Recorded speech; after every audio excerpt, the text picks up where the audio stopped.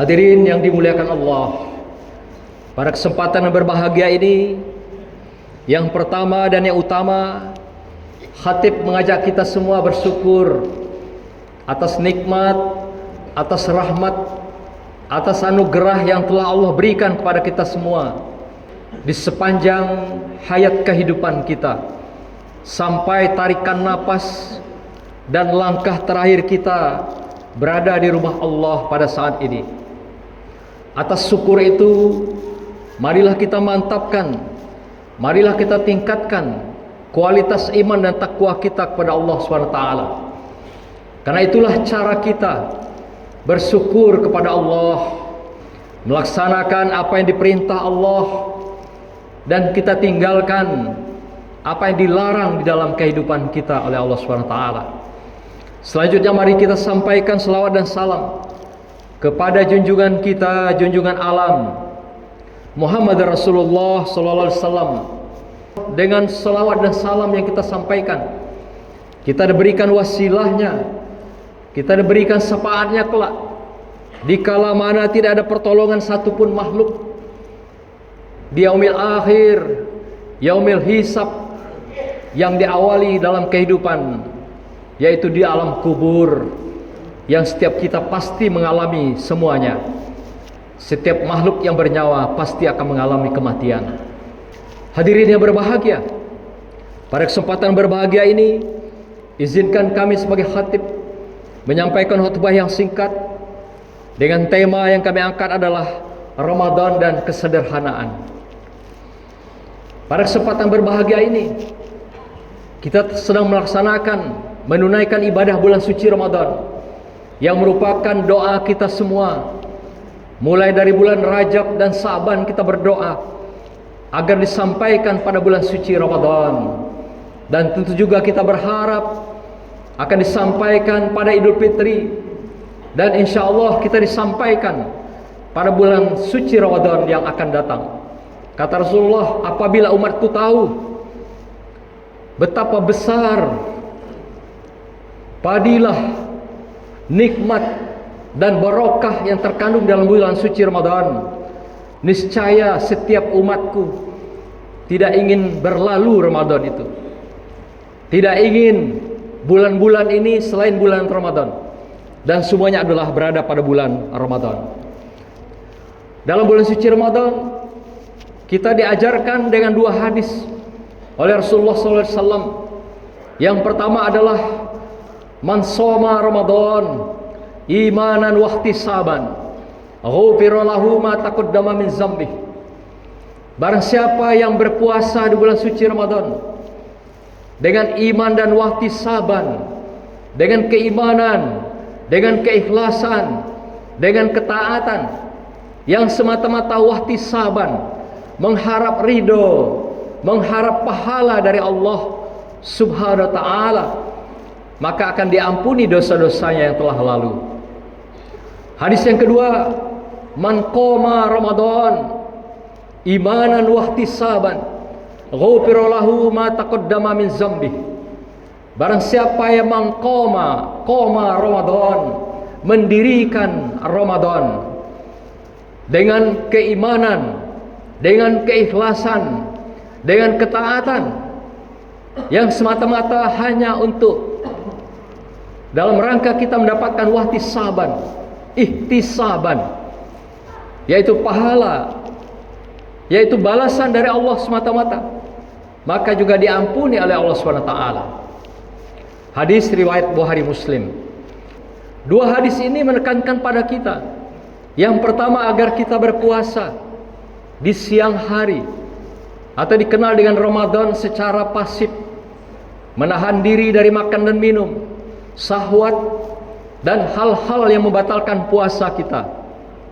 Sedangkan hadis kedua adalah kita diminta qoma Ramadan, mendirikan Ramadan, artinya mendirikan malam harinya dengan berbagai ibadah-ibadah salat malam, dengan membaca qiraah Al-Quran, berzikir, dan sebagainya.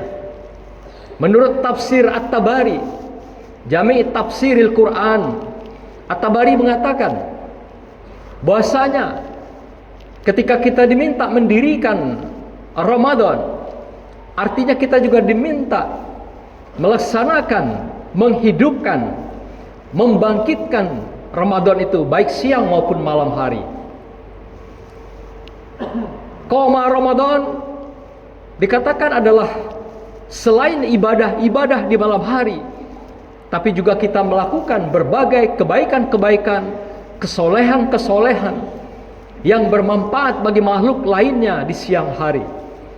Dengan cara kita saling membantu kesulitan, dengan cara kita peduli sosial, dengan cara memberi makan orang yang berpuasa atau lapar, dengan cara kita bersedekah, tolong menolong. Ini pun adalah dikatakan sebagai qoma Ramadan. Dan diperkuat oleh Imam Nawawi dalam kitabnya Riyadhus Shalihin, juga mengatakan qoma Ramadan adalah segala perbuatan kamu yang mengandung kebaikan, amal soleh di hadapan manusia lainnya dan di hadapan Allah SWT, itu adalah sama dengan qoma Ramadan. Dalam rangka apa kita melaksanakan qoma Ramadan itu? Mendirikan, membangkitkan Ramadan itu adalah ihtisaban.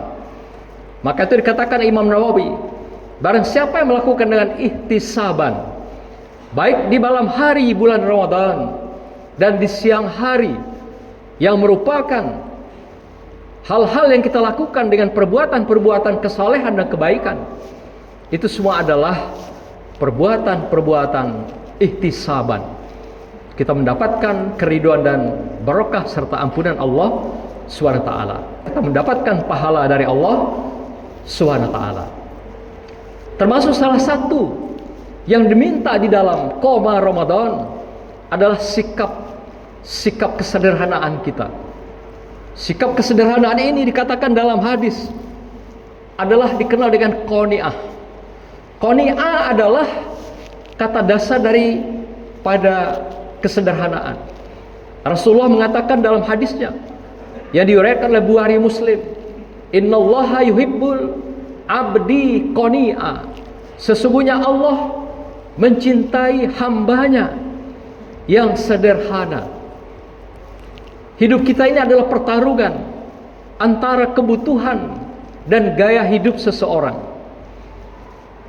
Ketika orang larut dengan dunia ini, dia akan berburu dengan berbagai hal yang berkenaan dengan gaya hidupnya. Berburu materi dunia, mengejar berbagai jabatan pangkat dunia, mencari harta sebanyak-banyaknya, dan kemudian dihabiskan dengan poya-poya, dengan keindahan dan pesona dunia ini. Maka itu At-Tabari mengatakan, kebalikan dari qoni'ah adalah israf. Israf itu adalah berburu dengan berbagai kemegahan dan pesona dunia, di mana orang mengejar berburu dunia itu adalah untuk memenuhi berbagai gaya hidupnya, sehingga gaya hidup itu akan tampil dengan berbagai macam, dengan berbagai pesona yang sifatnya singkat dan panah, tapi melenakan dan melupakan kita di dunia. Maka itu Allah mengingatkan, kamu tidak akan pernah sampai kepada kepuasan hidup di dunia ini. Kamu tidak akan pernah mencukupi gaya hidup kamu, karena kamu diciptakan sebagai makhluk yang lemah. Wa khuliqul insanu dha'if. Kamu diciptakan dalam keadaan yang lemah. Maka itu tidak pernah ada rasa kepuasan dalam diri kamu itu. Tapi yang penting kamu bagaimana cukup dalam kehidupan kamu. Maka itu Allah mengingatkan kita, bagi yang selalu berburu tentang dunia ini dan tidak pernah merasa cukup, dalam surah At-Takasur Allah ingatkan kita dengan tegas, a'udzubillahi minasyaitonirrajim, alhaakumut takasur. Kehidupan kamu dengan bermegahan, bermewahan, berburu materi, pangkat, jabatan dunia, yang kadang-kadang lupa dengan umur, sudah tua, yang lupa dengan kesehatan, sudah melemah, yang lupa dengan fisik, sudah tidak mampu, tapi masih tetap berlomba-lomba mengejar kepuasan dunia ini. Maka itu dikatakan Allah, alhaakumut takasur. Kamu tidak akan pernah puas mengejar dunia ini dengan materi, pangkat, jabatan. Apapun namanya yang asal materi dunia, tidak akan pernah puas. Kapan kamu akan puas, kata Allah? Hatta zurtumul maqabir. Tatkala kamu mencium tanah, tatkala kamu berada di liang lahat, barulah kamu sadar bahwa kamu berhenti berburu tentang kepuasan itu. Selagi di dunia, kata Allah, kamu tidak akan pernah puas. Maka itu bagi yang tidak pernah puas dalam kehidupan ini berburu materi dunia, Allah sadarkan kita, kembalilah kepada hidup yang sederhana. Sederhana adalah sebuah akhlak mulia. Kata Al-Ghazali, di dalam sederhana itu ada kesadaran, ada kecukupan, ada juga kesabaran, ada keikhlasan, dan ada kepedulian kepada orang lain. Itulah hidup yang berada di dalam kesederhanaan, qoni'ah. Orang sufi mengatakan qoni'ah ini adalah qona'ah, cukup. Kita merasa cukup. Allah telah cukupkan nikmat untuk kita sebenarnya. Tapi apakah bisa kita rasakan cukup dalam kehidupan kita? Dalam surah Al-Maidah Allah ingatkan kita, ayat 2 misalnya, Al-yauma akmaltu lakum dinakum. Hari ini telah aku sempurnakan untuk kamu agamamu, yaitu Islam. Kemudian Allah katakan, wa atmamtu alaikum nikmati, dan telah aku cukupkan nikmatku untuk kamu. Jadi Allah tidak mengatakan kami puaskan, tapi cukupkan. Ini juga yang harus kita lakukan dalam kehidupan ini. Ini juga yang harus kita rasakan dalam kehidupan ini. Sebagai akhlakul karimah di hadapan Allah, yaitu kita merasa cukup dalam kehidupan ini. Karena sudah betapa banyak nikmat Allah berikan pada kita. Apapun nikmat telah Allah berikan. Mulai kita lahir ke dunia, dari rahim ibu kita, dan kita berjanji sebelum dilahirkan, qalu bala sahidna, ya Allah, kami berjanji, qalu bala sahidna. Kita berkata pada Allah, kami akan berjanji hidup bersamamu, bersaksi hidup bersamamu. Tetapi karena kita hidup di dunia yang tidak vakum, tapi penuh dengan godaan pesona dunia, maka janji-janji itu sering kita lupakan. Sehingga kita menjadi orang yang buas, orang yang serakah, tidak pernah puas berasa dalam kehidupan ini, dan selalu berburu. Kata israf tadi, yaitu israf, berburu dengan berbagai materi-materi dunia. Hanya iman kitalah yang bisa mengendalikan agar kita menjadi orang-orang yang sederhana dalam kehidupan ini. Ramadan mengajarkan kita sederhana. Dengan berpuasa, kita tidak makan berlebihan.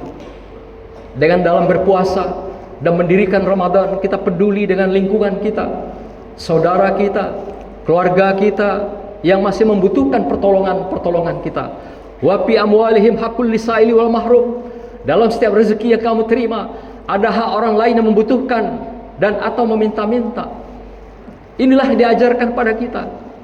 Jadi bukan kita berburu tentang gaya hidup, tapi adalah mensyukuri kecukupan hidup yang telah Allah berikan dalam nikmat-nikmat yang banyak. Allah katakan dalam surah Ar-Rahman, "Fabi ayyi ala rabbikuma tukazziban." Nikmat yang mana lagi yang kurang? Nikmat yang mana lagi yang tidak cukup untuk kamu? Karena semua sudah dihamparkan, sudah diberikan kepada kita semua dalam kehidupan ini.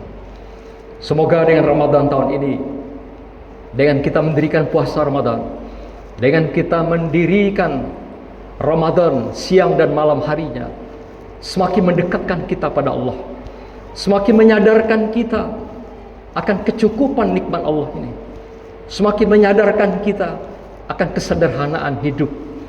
Karena itulah diminta oleh Allah, dan itulah yang dicintai oleh Rasulullah di dalam kehidupan kita sampai kematian akan berpisah dari hayat kehidupan kita. Hadirin yang berbahagia, demikianlah khutbah singkat yang kami sampaikan. Semoga menginspirasi kita semua, memberikan pencerahan, dan semoga Ramadan ini menjadi rahmat bagi kita, menjadi ampunan bagi kita.